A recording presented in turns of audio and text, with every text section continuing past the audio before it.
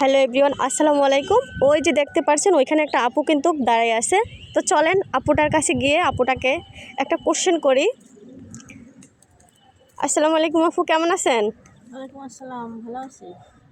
আপনি কেমন আছেন? এই তো ভালো। আপু আপনার বাসা কোথায়? আমার বাসা তো দিনাজপুরে। ও আচ্ছা, আসলে আপনাকে মুখোশ দেওয়া অবস্থাও আপনাকে অনেক ভালো লাগতেছে, আপনি আসলে অনেক কিউট। হাই, ধন্যবাদ। তো আপু আপনাকে একটা কোশ্চেন করি। হ্যাঁ, করেন। আচ্ছা বলেন তো, শুইলে দিতে হয় না দিলে ক্ষতি হয়, এটা কি?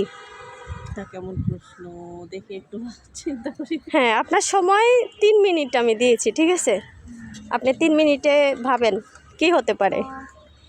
শুইলে দিতে হয়, না দিলে ক্ষতি হয়। হ্যাঁ, শুইলে দিতে হয় না দিলে ক্ষতি হয়, এটা কিন্তু সবাই জানে, আর এটা কিন্তু ভালো একটা অ্যান্সার হবে।